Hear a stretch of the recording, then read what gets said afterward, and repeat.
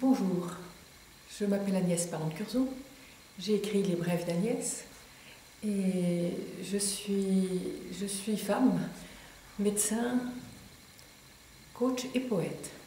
J'ai fait médecine, ensuite chirurgie et puis après je suis partie en entreprise pour travailler dans la recherche. Et enfin, j'ai eu envie de changer et d'accompagner les autres dans le changement et je suis devenue coach.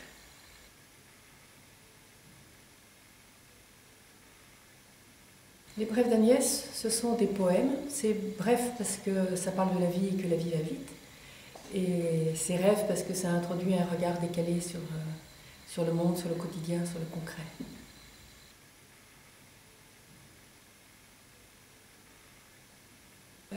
Mes poèmes, ils parlent de la vie.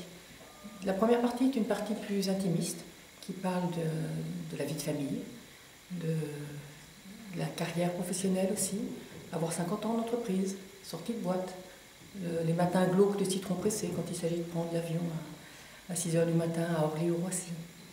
Et puis de l'absence, de la santé. Et puis une deuxième partie qui est un petit peu plus ouverte sur le monde et sur les voyages en particulier, qu'ils soient en Arctique, sur la banquise ou dans le sud ou à Paris. Je prends un exemple, il n'y a pas très longtemps, j'ai croisé dans le métro un pilote d'Airbus, dans le métro aérien. Il était complètement décalé. Ça a créé une brève. Et puis j'ai un autre exemple.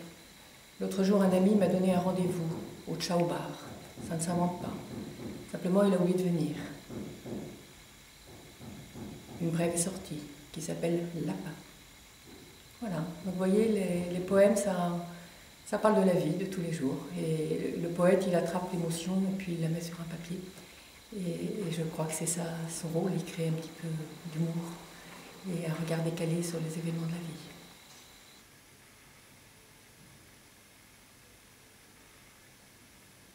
Coach, ça consiste à accompagner, à poser comme une lampe de poche sur le trajet de l'autre. C'est aider l'autre à mettre un petit peu de lumière dans une problématique quotidienne et bien concrète. Et donc là encore, je suis dans le concret et dans l'autre et dans ce qu'il vit. Un peu comme mes poèmes, c'est la même démarche, il y a une continuité à ce niveau-là.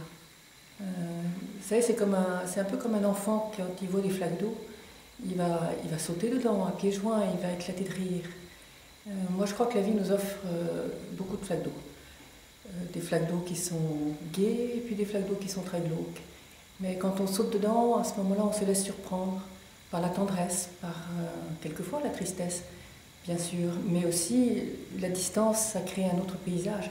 Et pour moi, le rôle du poète, c'est celui-là, créer un autre paysage, faire différent avec ce que l'on a.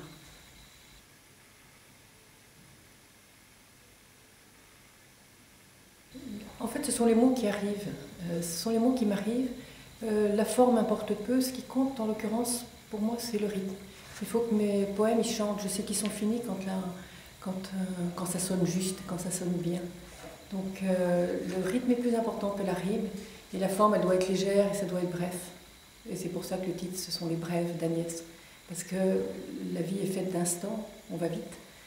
Et mes poèmes, ils attrapent cette rapidité et ils la remettent sur le papier. Et puis c'est rêve parce que c'est un regard décalé sur ce que l'on vit, sur ce que l'on sent. Donc voilà comment elle se crée ma poésie, elle m'arrive comme ça.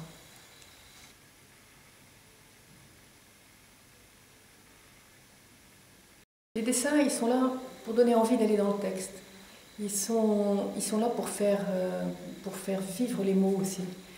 Vous voyez la couverture, vous verrez une femme d'affaires qui court, qui saute par-dessus les failles et les ruptures.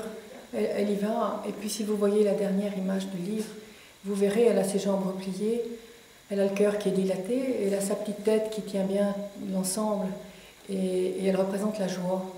Et quelque part, ces dessins, vous voyez, ils résument à la fois le livre, et puis ils résument les poèmes.